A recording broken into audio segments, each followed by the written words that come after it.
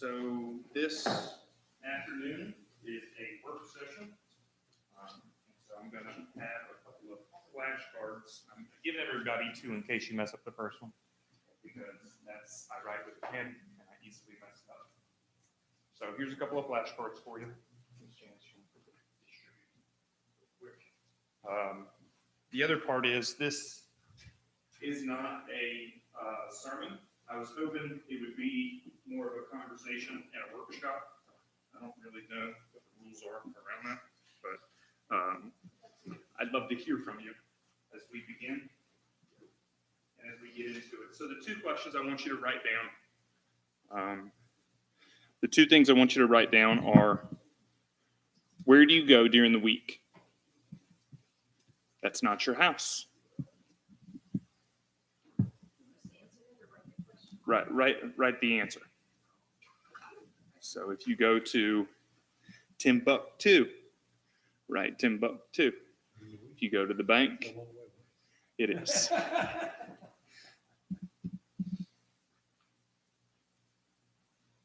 Where do you go during your typical week?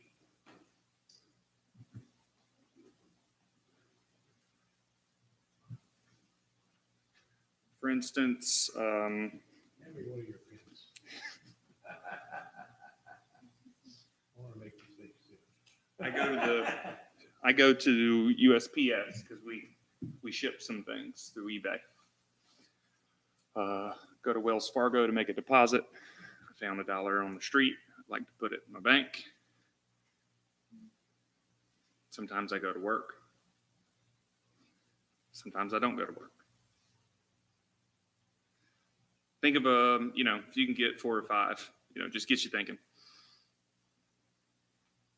You don't have to make it exhaustive. Just kind of, where do you go? Grocery store, bank, hardware.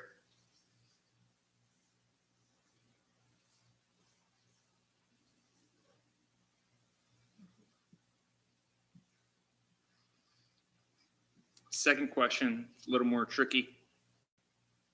Might not be as easy to answer, is who do you speak to when you're there? So now that you got a handful of places you've been, is it contactless delivery with Amazon and you don't speak to nobody? That's okay. Or if you're at the bank, do you have a teller? Or if you're at Home Depot, do you have a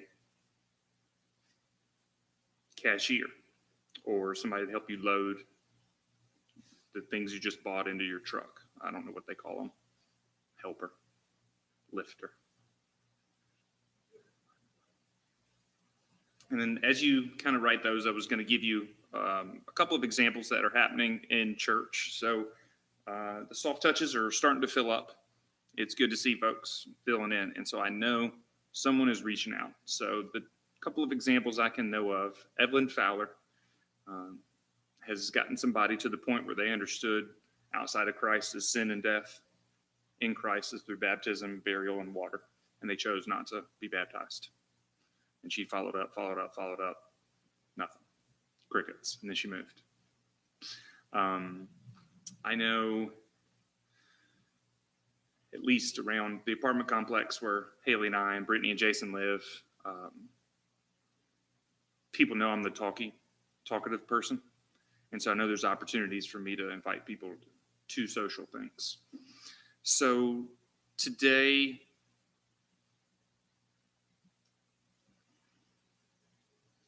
we're going to work on our prospecting. Now, I don't think anything I say is going to be earth-shattering, but I think it's hopefully going to take us from point, if we were a continuum of activity level as a church, you could rate us from 0 to 10. I'd put us, whatever number you decide, 1 through 10, 0 through 10. If you're a 2, I want to take us to 3 today. If we're an 8, I want to take us to 9. I don't want to blow your socks off with just, here's what I want you to do, rah, rah. That's not it. Get you to think about what you're doing during the week and how you can reach out to people. One thing the Bible doesn't say is, if this is difficult, you don't have to do it. Right. Scriptures. First Traditions 3:23 says, if this is difficult, you don't get a pass. I want it to work for you. I'm not ever going to ask you to do something you're very uncomfortable with, but we do have a mission to evangelize. And so my idea is, what does right look like? What should we be doing? You know, that's an internal question for you to answer. What does right look like? And I thought about, what should the vision of Winnetka be? I don't even know this answer. Does anyone know the max capacity of the building? 122. I've been to Churches of Christ where it was standing room only for a missionary come in from out of town, or an evening session where they'll do chairs. Joy's mentioned there's been times chairs only. Like you had to. Oh, okay. I like the gapping right now. I can kind of get in and out. I want you to think what it would look like to have 140 people in the room. Now in India, they don't have pews. And when they do have too big of a crowd, they take the pews out and you sit on the ground. Everyone sits on the ground. I'm not saying we're going to do that. I'm saying, how do we go from 40 to 140 people? Let's think like, okay, if we're going to be a 140 person congregation, how do we act like it? What do we do? What are those actions? The vision is more people. The two ways we're going to do that are plus ones. Who's your plus one to everything? And then acts of service. Those two things you've heard before. Each one bring one. I've heard Bruce say that before. And then acts of service are literal acts of service. What we just sang a song about. Correct. Where you look at the stone in your brother's way. Sure. And then getting it out of the way. I think organizations I wanted to get behind and try hard for treated me really, really well. So when I know I'm cared for, I'll do more for the person I'm working with. It's just a natural progression. So if we feel loved and cared for, we'll show other people what it's like to feel loved and cared for. That's just an internal that reflects the external. So Proverbs 11:30 says, I just like reading it. I don't like quoting it in case I get wrong. The fruit of righteousness is a tree of life, and he who wins souls is wise. We need to become wise people. And what does right look like? Acts 5:42 gives us a glimpse. And daily in the temple and in every house, they did not cease teaching and preaching Jesus as the Christ. I would like for us to take that as an example. How do we daily teach from this building? Daily in our homes. Plus one, acts of service. Plus one, acts of service. It's repetitive until it's natural. So what's the vision for Winnetka? How big are we going to get? I think Proverbs 29. Come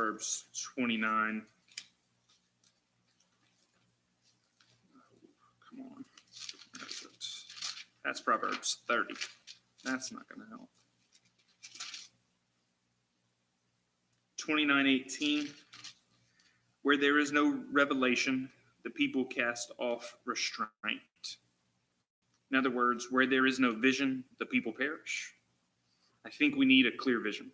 And the vision is, add one to whatever you do. Serve people wherever you find them. And I'm going to ask for your calendar. These things are going to take some time. If you're not in the habit of inviting someone over for dinner, it's going to be a little uncomfortable. I know when we have company, or ladies in the room, when you have company, typically what happens before they get there?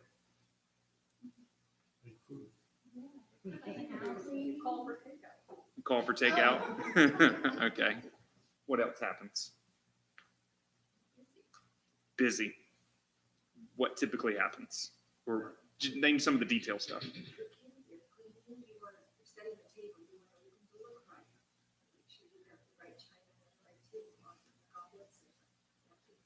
Goblets. If you don't have goblets, Joy's at goblet level.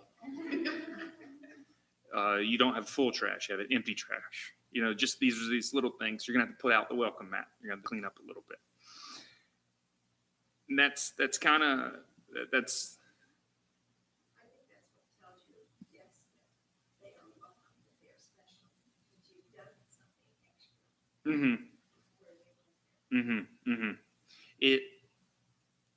The part when I say calendar is because you're going to have to take some time and think, what do I need to do to make sure we're ready to invite someone over?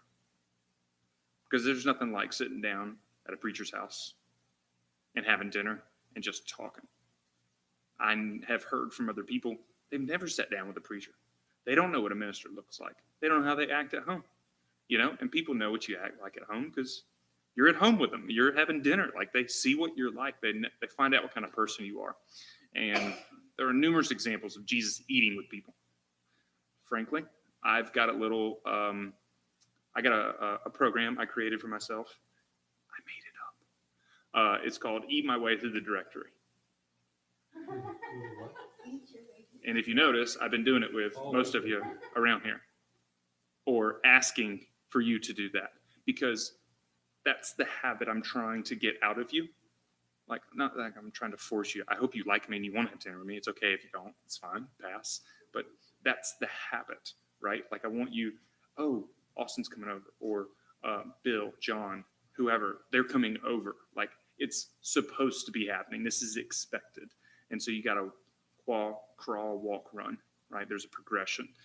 These are the muscles. So I gave you a second to write some things down. So I do want to hear where you go during the week, just generally. We'll start with Linda. Where do you go during the week? Grocery store, the post office, the bank, craft store, hardware store. Crafts? Okay. Any other takers? Miss Joy? Smart and Quiet, Walmart, ladies class, 99-cent store, Bible class on tonight, worship on Sunday, Home Depot, drive-throughs, and neighbors. Okay. Any other volunteers? Drive-through would be a good one, excuse me, because they can't go anywhere to pick up their order. So you say what you want, then get your order, and then go. They have to hear you. Any other takers? Okay, so Brother John, where do you go during the week? Some of these are duplicates, well, they do. But anyway, the bank is the teller of the person you talk to. Walmart, you do the cashier. Home Depot, you do a cashier. Neighbors, you just talk to them as occupants. Mm-hmm. So those are the key people that Okay. Kathy and I, well, she may need others. Go ahead. I go to the Virgin class, so there's about 15 women in there that we're all sewing together. Mm. And then also neighbors, and I have little children that I put out little prizes for. And I've been doing since the pandemic. But I've gotten to know, through the children, I've gotten to know the parents. And I have invited them over for prayer and praise breakfast, when I do my prayer and praise breakfast. But out of 4 that I invited, 2 said maybe, but no, nothing came. Okay. Is it Eleanor Horner that moved to Kansas? Yes. Okay. She's emailed me back a few times, and she said, it's very interesting you mentioned children. She said she'd give the cards to the kids. Kids would say, Mom, what's this? And now we got a conversation with the parent, because kids will literally grab anything. I don't know from personal experience, but I've heard that's the case. Give them a little card, kid takes the card home. That's what happens. I didn't really hear what Kathy was saying. What about the cards? How's that working? I don't know. I haven't really understood. You mean specifically with? I don't know what she was talking about. I couldn't really hear. About Ellen. No. What Kathy, Kathy was yes, saying about Kathy. handing cards to. What do kids or you? something. I get just party favors, maybe something that says, and you're awesome, or something, little bracelets. And from that, I've gotten to know their parents, because their parents come up to me and they say, thank you for being so sweet to my boys. And I had a woman stop and say, you just bring so much sunshine. And so I've had a chance to talk favors. So from those little prizes, and they're like party favors, you know, like you get 6 in a bag and I get them at the dollar store. And I put him out, and I have a little raccoon, and he's holding a platter. And so I put the prizes in the platter, and from then I've gotten to know the parents. I didn't hear where you said that's taking place. In front of In our front of house. our house. Where? In front of our house, in our front Oh. yard. Like the porch area. It was, well, it's next to the sidewalk, and I have like a rock garden. I call it my enchanted garden because it's got critters in it, little stone critters in it, and one of them is a raccoon that holds a container, and I put the prizes in there. And then sometimes they'll come back on the door and they said, all the prizes are gone. But from that, I've gotten to know the mom and dad, you know, and we've gotten closer relationship with a comfortable relationship with the parents. Just in your neighborhood. Yes. We've actually had some people come by in a car and stop in front of our house. The kids jump out of the car. Like on the way out, run or the way in. grab the favors there, and then jump back in the car and go right away. So I don't know where the And words these got. are just party favors, you know, you can Yeah. decorate them. Yeah, I know But exactly what it's a you mean. big deal for a It's a kid big to deal get for a. them. Yeah, It's like a little ball and or a little bracelet. the thinking about, all right, who am I interacting with? Because these are the people we're going to invite to church or over to dinner or to the plus ones. These are the people, because I know we kind of have two groups. We have two camps of people we want to convert. We want all of our family and our real close friends to all be Christians today, right now. I want it to happen. I feel that. I pray for those people. And that's not the case in my entire family. I need more, right? Like I want that. But you need tact and a plan to kind of go and talk to some family, because there's emotions, there's scars, usually from previous comments.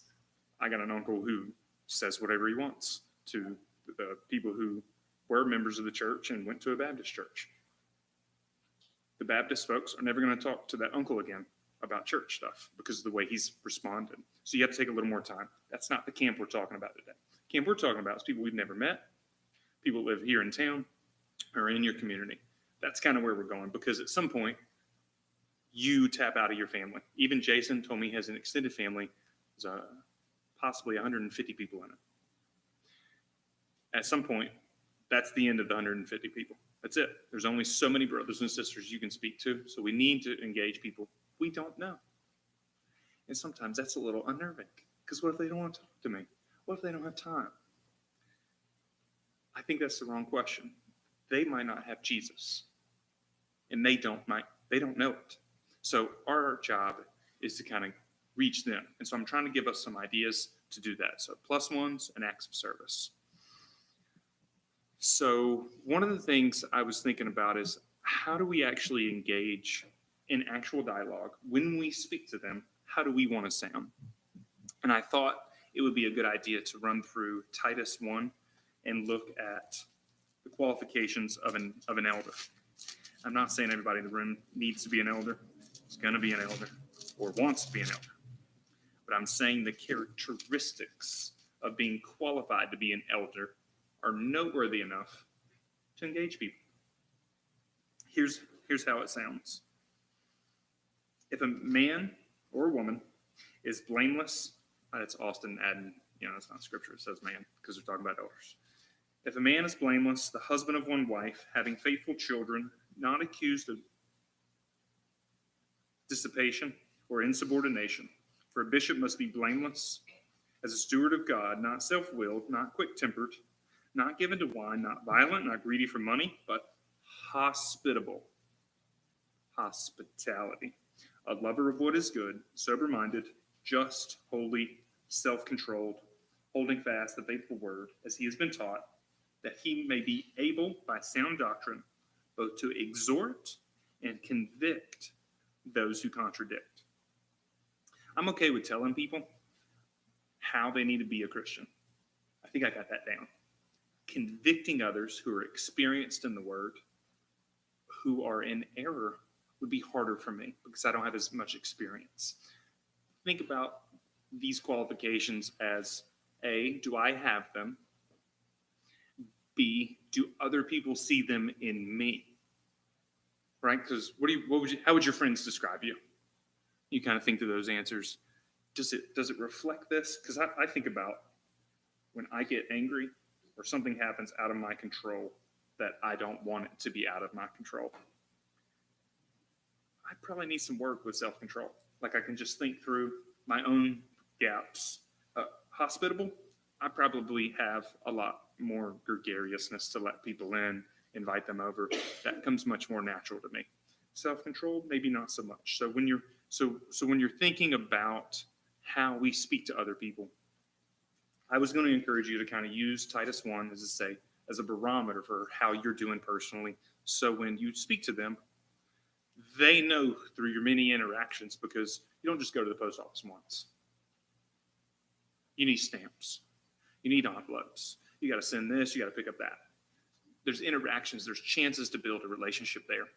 And so I heard this said one time, Facebook frenzies, social media. When someone's angry about how Comcast or Verizon has treated them, and then they put Comcast or Verizon on blast.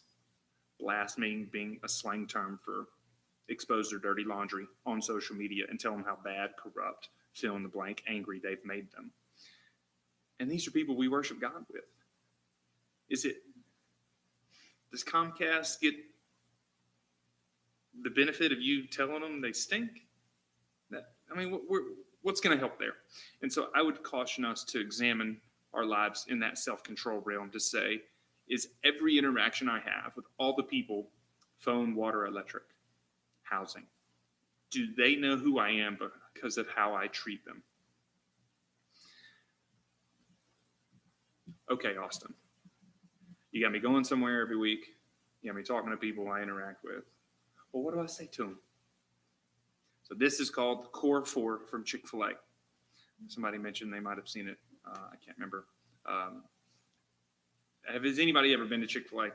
Anybody avoided Chick-fil-A? Yeah, yes, I avoid them like a plague. So they do 4 things every time you come in. I'm going to demonstrate. Hi, welcome to Chick-fil-A. How are you today? You okay? It's hot today. Can we get you a lemonade? Get you smiling? You don't? Okay. Okay, I'm sorry. What would you like? What would you like? No problem. I'll be right back. Right? There's an immediate recognize who you're talking to. Someone who's sitting there literally fanning themselves. They don't want sweets. They are hot. Get them the water. That's the hospitality piece. Make eye contact. Share a smile. Speak enthusiastically, and then stay connected. I think Chick-fil-A has moved on from those 4 things, but that is the basics of customer service. You look at somebody in the eye so they know you are their attention right now. You share a smile. Practice, Bruce. And then you speak enthusiastically like you expected them to come in.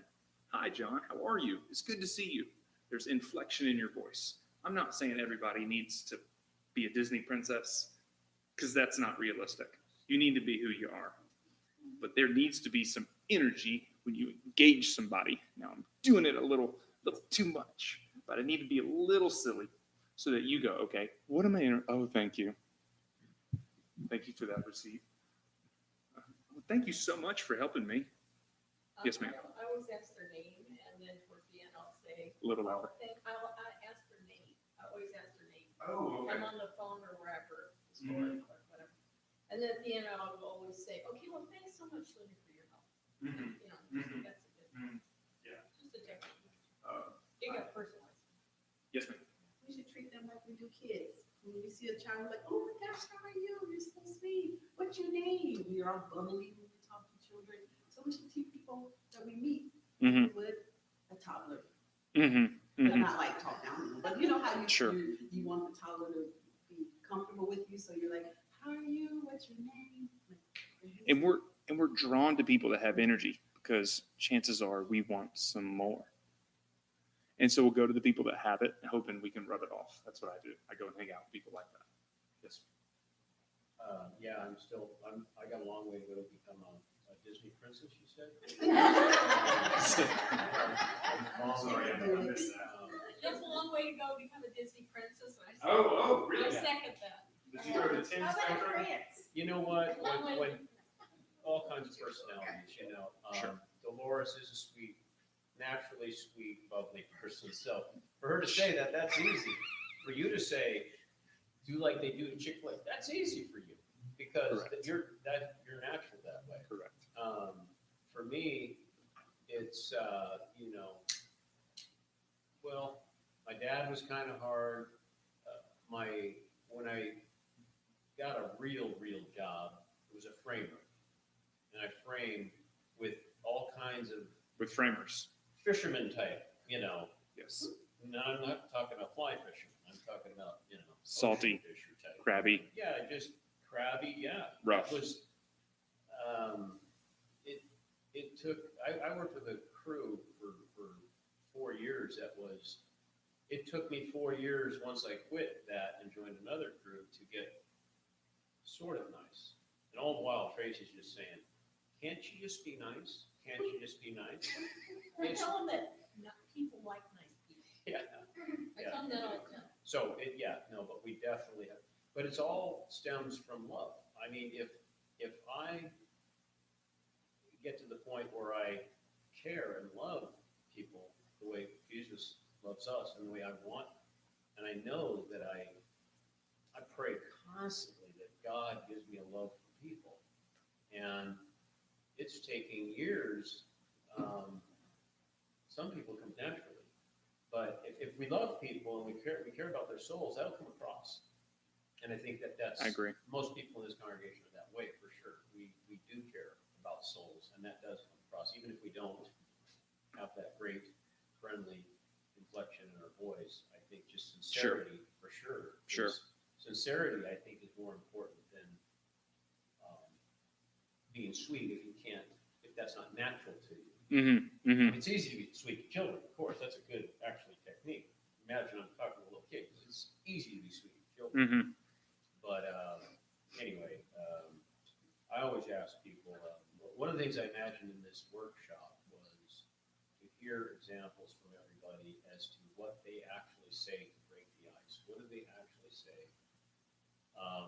And I just wanted to share real quick what I do typically when I'm sitting down with maybe a subcontractor eating lunch. A lot of times guys will all sit down at lunch at the same time.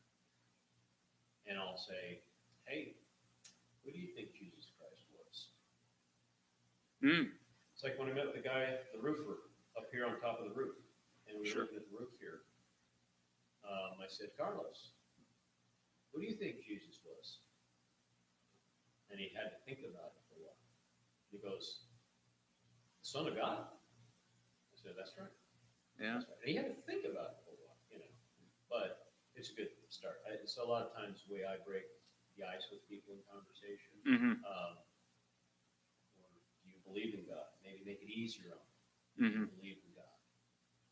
Sure. But, And see, that's exactly what I wanted to hear today. I wanted to hear someone say, these are the things I ask. This is the way I do it. Kathy, not everybody's going to do the prizes and the raccoon with the ball. It's just that some people aren't geared that way.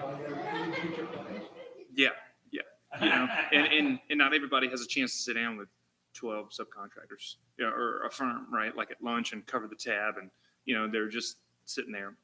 I realized after a conversation yesterday with a local businessman, he said he was telling me about his life, and we were just talking, and he said he had quit drinking, and all of his friends stopped calling him. He lost all of his friends that drank because they don't want to hang out with people who don't drink. Surprise, surprise. And they're like, "You've changed." And he's like, "I just stopped drinking. I'm literally no different. I just don't do this one thing now." And it doesn't bother him. He's got work to do. He just doesn't let it. It was interesting. I'm not getting invited to any of the parties. I wonder why. They know I'm a straight-laced Christian. Like all my business friends know I'm going to pray at lunch if I invite them over. Like we go have lunch, and hey, would you mind if I bless this food real fast? 100% of them have said yes. They've all paused, bowed their head. They may not have said amen, but they understood I was religious and this was part of my thing. If you're not, in my mind, I'm like, why aren't people inviting me to stuff? And then I realized it makes sense now. They wouldn't invite a non-drinker to a drinking event. Okay, no problem. So I think we've been hitting on it, but I wrote it down a little more specifically. When we're in these situations, we're going to do the +1. I wrote a couple of notes down. If people are going to engage with us, they need to know, like, and then trust. They need to know we exist. They need to like us, and they need to trust us. That's how we get people to do business with us as well in my professional setting. Know, like, trust. How do you make people know you? You can either do the name tag thing or you can greet them. So the know, like, trust comes from a greeting, exchanging pleasantries, asking some questions, and then following up. It's not exactly rocket science. I did just make it.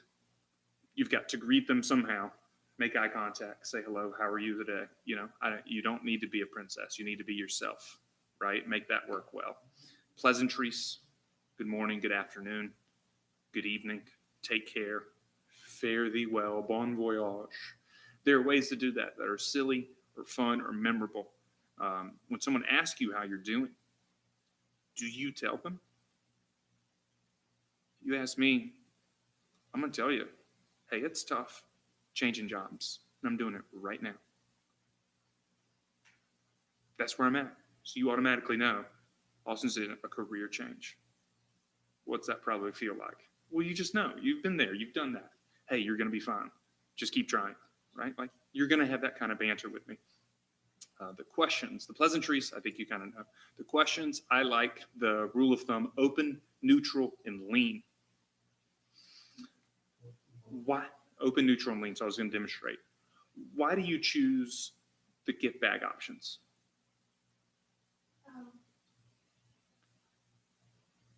It's a way to touch the children and eventually get to know the parents. It's a way, it's kind of like a little instrument to show that I care about the children, that you said trust, and that they know I'm safe. Correct. Kids No, knocking on like, the door, trust. "Hey, you're out of promises." Or anyway, but I guess the know, like, trust, and I think I've gotten that far, know, like, trust, but I need to go to the next level. Beyond the know, like, trust, because I think with the prizes, I've gotten there. Correct. I think that's what I'm. Absolutely. Absolutely. And she's got thank you cards Oh, for from the kids. a dollar store treat. They put in my mailbox. But still, like, that's. You're the best neighbor ever. No, Yeah. I'm not gonna toot my own horn. I'm just saying that I guess it's a process, because they wouldn't have known me any other way.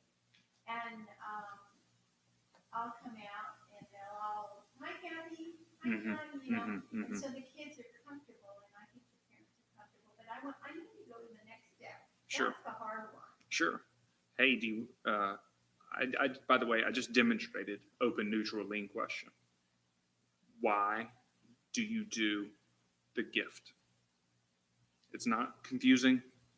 It's very open. I didn't say, you do the gift, right? That's it. That's all I got. She says, Well, it's not going to tell me anything. Why do you do that gift? And then I got the answer. So what can you invite them to? I'm in touch with 4 former members here Mm-hmm. on a regular basis, and I encourage them to do the live stream. Boom. They don't even have to show up. I'll send a text on Sunday morning, like, happy Lord's Day, just a little reminder. That's an excellent idea. So, That's an excellent idea. Haley actually said that to me because I was the new guy at a couple of churches in the past 2 years. They said, how'd you find out about us? I went online.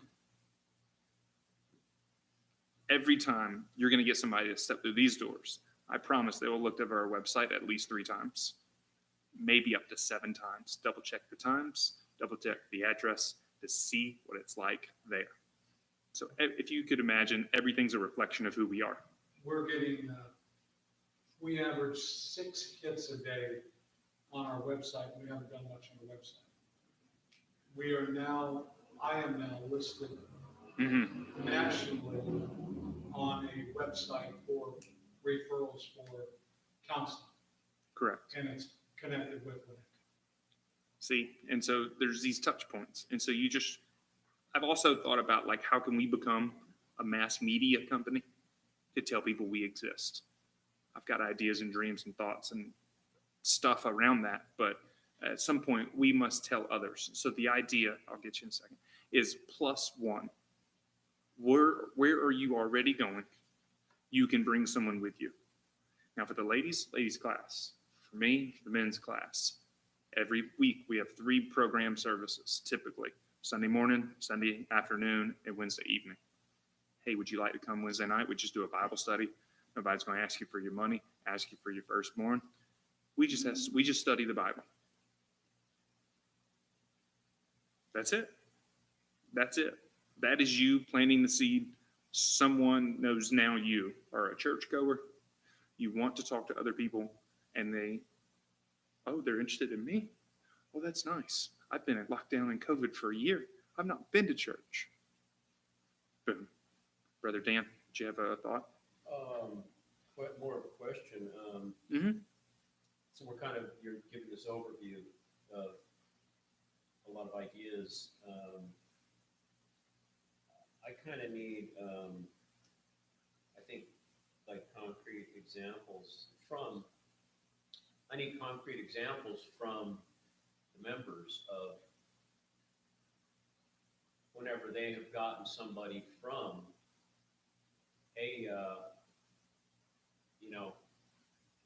give God the glory, whatever you're calling it soft touches, where you just say little things. Like, you might equate that with planting the seed or watering. A soft touch might be equated with planting the seed or watering, like I just proclaiming your faith. Maybe saying to someone, well, that beautiful slab of granite, I believe God created it, and we get to enjoy it. It's amazing. Like I was at this granite yard, and the guy goes, wow, Mother Nature. And I said, well, I'd like to believe that God made that as a gift to us, and we get to enjoy it. But so these little planting seeds. Mm-hmm. So we do that with these people that we're meeting Mm-hmm. every day that we're talking about that we just listed. And most of us do that sort of thing. Then where do we go from there? Mm-hmm. So we proclaim God, we say, hey, I believe in Jesus Christ, He's the answer. And then from there, I'd like to know how people, sometimes people fall in your lap, right? They ask you, they start asking questions. That's great. It seems to be more of something in the past that it was like that. Mm-hmm. Nowadays, unless Mm-hmm. maybe I'm wrong. But how do you get from these soft touches to inviting somebody to a Bible study? Well, why don't you just have those church cards in your pocket to hand them? That's true. Yvonne saying a pinch louder. We just ordered another 1,000. Carry a few of those and hand them. We just ordered another 1,000 for the cards. And we have the availability to make So just a regular business card, which Janice said she prefers. But to build on your thought, I've been involved in a study with the man in Simi Valley. Well, because of COVID now, it's been a year and a half, but it hasn't been constant. But he got in touch with us through our website, and then I went up and started meeting with them at the Starbucks there at, what's that ranch that's, where Mike lives, Wood Ranch? Quarter inch. No. I live in Porter Ranch. The ranch out in Simi Valley. Oh, Wood Ranch. Wood Ranch, yes. So I meet him out at the Starbucks there at Wood Ranch. And we have coffee and we talk outside. And individuals have listened to the conversations. And then COVID hit, because I was starting to have discussions with 2 Jehovah's Witness women. but their table set up about 15 feet away. And we started getting in discussions, and it was encouraging. Now that COVID is kind of sliding back, he's been reaching out to me again. We're going to start up again. So that was one way. So we had a response off our website, and we were able to cultivate it in something. Last week I went to Farmer Voice with a couple of folks here, and this lady saw me, made eye contact. She's got like 5 or 6 kids with her, and I said, "Hey, how are you guys?" And I could just something. I was about to get invited to something. I could feel it. And she said, "Do you want to come to my church?" And I was thinking, this is an opportunity. Oh, tell me about it. What do you do?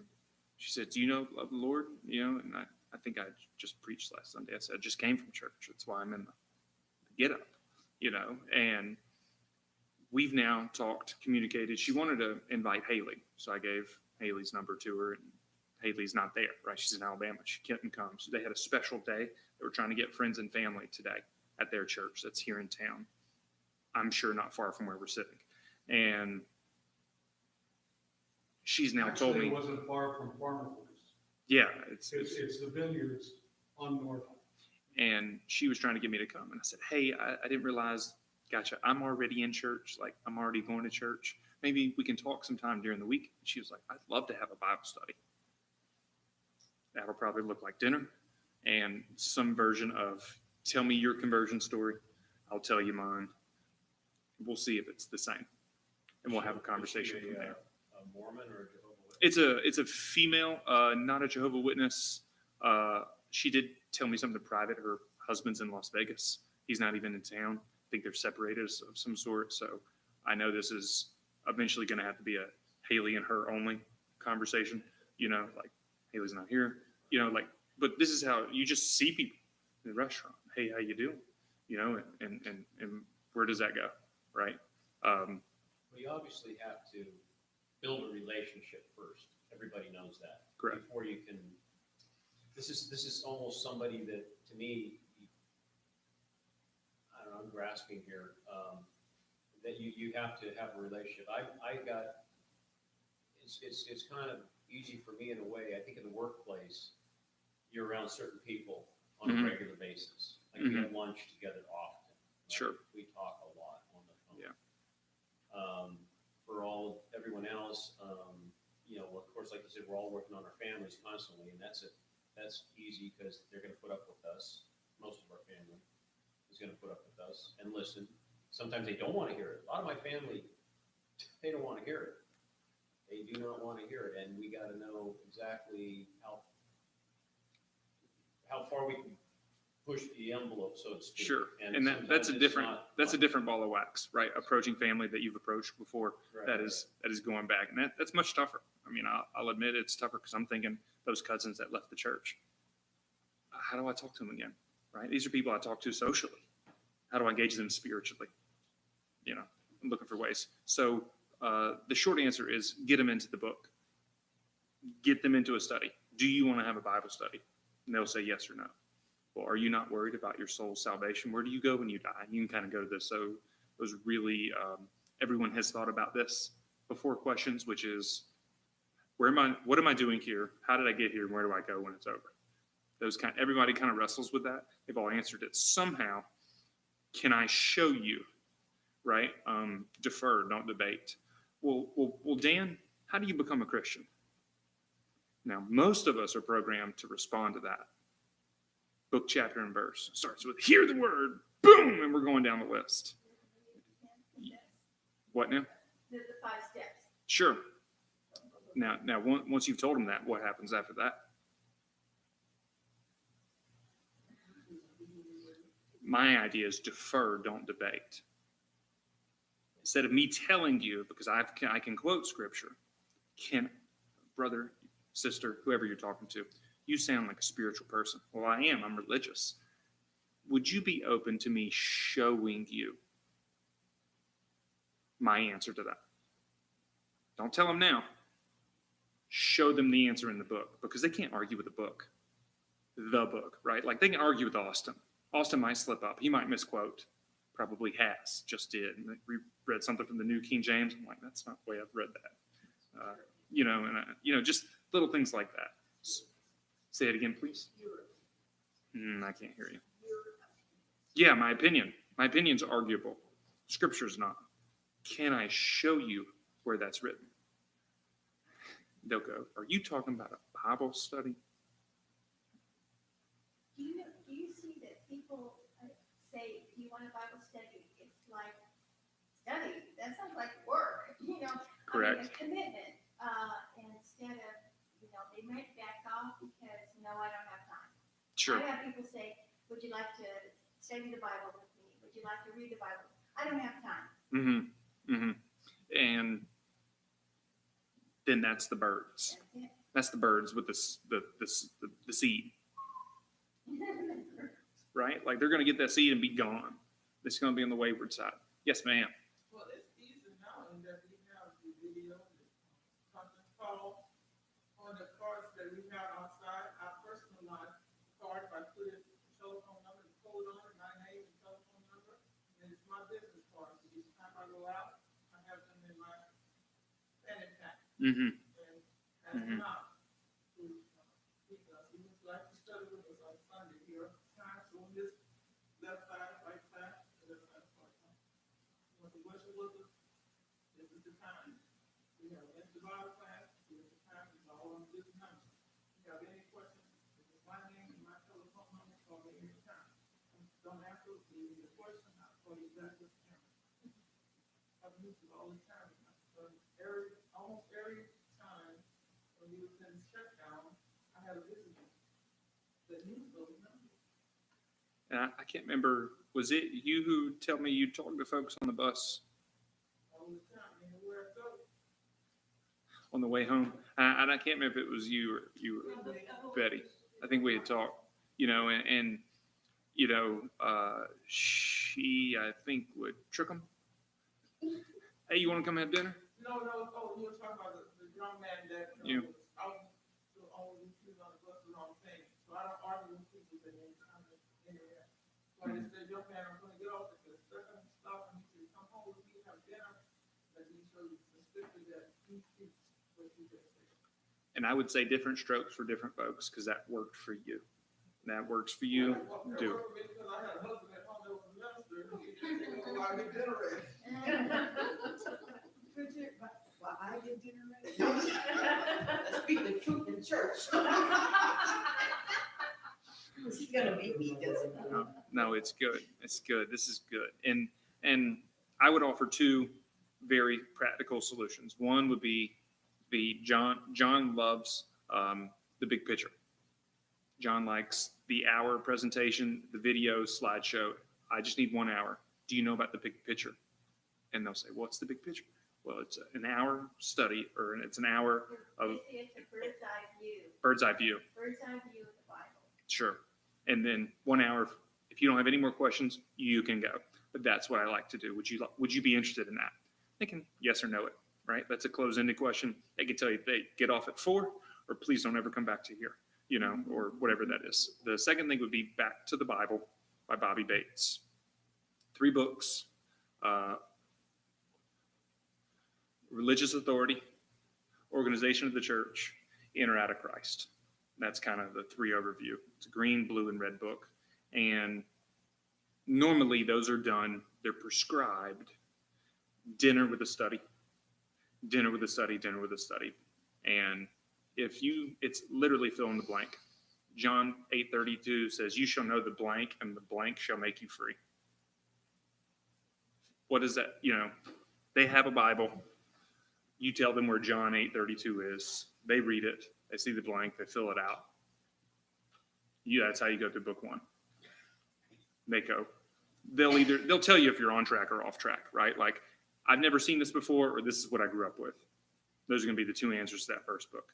Now, religious organization of the church, elders and deacons and preachers, ministers, like some people don't quite know what a pastor is or an elder. So that might be a little, I've never seen that.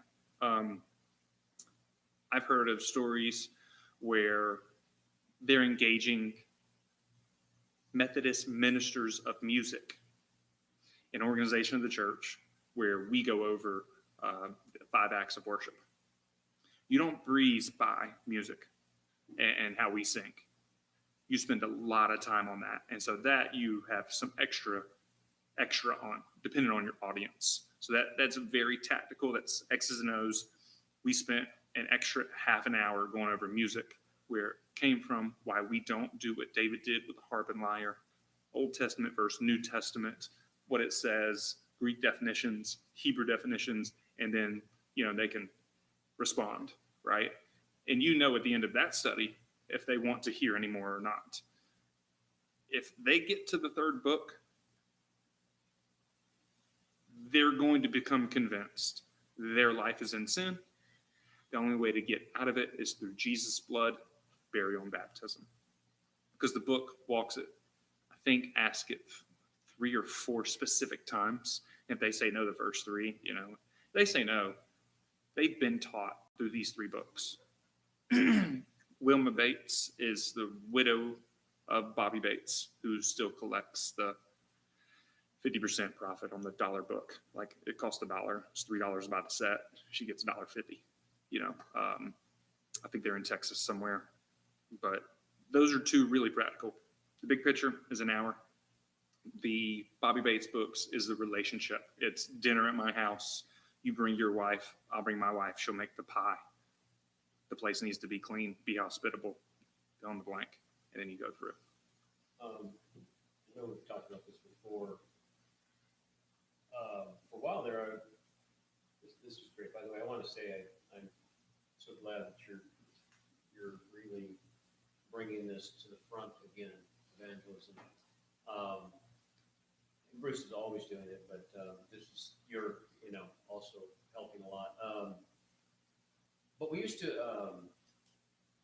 buy Bibles that we could hand out, or we did in the past, and get a bulk rate on them, what have you. We've got, Oxnard gave us a bunch of Bibles that are brand new. We have those available. Plus, we had 2 dozen Bibles that we previously got. So we probably had somewhere in the vicinity of, John, do you remember? I think you guys gave 48 brand new 48. Bibles. So we probably have close to 75 Bibles, brand new, available for whoever needs. What version? New American Standard. And they're hardback? Some are softbound, some are simulated leather, and The ones I gave you were soft. softbound. Because, I used to hand Bibles out to people, I especially like to just start with handing them a New Testament, just a New Testament, NIV, easy to read, or New American Standard, something easy to read, New King James. Not King James, certainly, no way, to somebody that's just starting to seek truth. But I think with the card, these people you're meeting all the time, if you see the right interest, would you be interested in a New Testament? Yeah, absolutely. Softbound New Testament, put your name and number in it. If you have any questions, when it gets to that point, you'll know the right time, right? It takes Sure. a while. Sure. Or big surprise, you could do it wrong for a while. You're not going to do it wrong. If you're asking people to talk to them about Jesus, what are they going to say? No, thank you. I appreciate you offering, but I think I'm good. Okay. Put in a plug for the Bibles. People don't, like you say, okay, let's go to Acts 2:38. Mm-hmm. It's like, okay, we know. New Testament, Mhm. Acts, Matthew, Mark, Luke, John, Acts. They don't know that. Correct. The reason why I use the same Bible, Mm-hmm. you tell them the page number. Absolutely. It doesn't embarrass them. Right. That's actually what Back to the Bible recommends, right? Because it's they got some margin on the sheets of paper, so they recommend using whatever Bible you're going to use, that you're going to gift them, especially if they have a translation that's we've questioned, that could lead them into some error. I am not the overall authority on differences of translation. Austin Watts is not that. But if you give them the Bible, if they say, this is my grandmother's Bible, she gave it to me on her deathbed, don't give them a Bible. Let them use that Bible. Just guide them through, right? Talk them through that. But if it's there, it's 842. It's 759, right? Like you can just tell them the page number and then It won't match up with grandma's Bible. No, Say it again. Grandma's Bible, no, you have to You know- have the same book. The Correct. page numbers will be off. correct. Yeah. When we start getting a lot of people in here, that's why I said what I, in part, maybe, I know we have different kinds of Bibles in here. Mhm. Visitors, Bruce will be reading something Mhm. out of the New American Standard. Mhm. And we have King James, which to me, King James is great, but it's really archaic language. It's 500 fun to years ago. read. Yeah. But when, Mickey Galloway, he preaches, the way he speaks, it's all in Old English. When he preaches, it's an Old English Sure. lesson. And one time I was there years ago, and the teenagers, I'm thinking, if I was a visitor, I would be like, what is he saying? But it seems like we should have all the same, almost, like you said, turn page. Sure. To page such and such. Sure. There's a green Bible in your pew, Mm-hmm. the one that Dan might have handed you, or Kathy or Joy, Mm-hmm. when she met you. There should be a green one in your pew. We're going to turn to page 795. Yeah. Yeah. It just makes it easy. Because Bruce will talk about a scripture and, it's like, you're flipping for it. By the time you get to it, he's moved way on. And that's just makes it hard to learn. I think a lot of people teach on an assumptive level, I believe. Mm. They've been teaching us something so long, and I do it in my trade. I've been doing something so long Mm-hmm. that I can't understand why do I really have to explain this to this person? Well, it's new to them. Yeah. Yeah. Bruce has taught so much of this that he assumes he knows what scriptures he's talking about, that everybody kind of, Mm-hmm. a lot of times I think people do not know. You really don't. I got, you said you just hand them a Bible, just give them a free Bible. Well, you know what? People really don't know, do I read it from the front and all the way through? Because people say, well, I tried to read the Bible, and when it got to Leviticus, I just gave up. Leviticus and Numbers, I just gave It's a up. bloody And book. I don't know if it's for me It's a bloody book. or what. So they give up. So I think that people don't know the New Testament, the front from the back. What pertains to me, what does not pertain to me. And so, you should give them a Bible, yes, but I think you need to lead They've them got through. a course that goes with getting a Bible. Yeah. Sure. There's some They don't know text. where to start. They Yeah. really don't Yeah. know where to start. Yeah. And they try. And they read Genesis. And I think that's why the Back to the Bible and the Big Picture and the other disciple making programs that are out there, Fishers of Men is a big program. That's why they're super specific. They walk you through an educational fashion as opposed to all 3,000 pages. Like, I don't know anybody on a regular basis. Maybe you've got some friends that read Les Mis, the book that's a couple of thousand pages. I think it's in English, improperly pronounced, it's Les Miserables. Les Mis. And I don't know how to say it in French. I'm sorry, but not a lot of people read books that thick. They just don't do that. And when you throw religion there, it's my dad tried, or my mom used to, and now you got feelings attached to the Bible. Just get out of your head and just ask them. Because if they say I got overwhelmed, well, they tried. They got further than some people.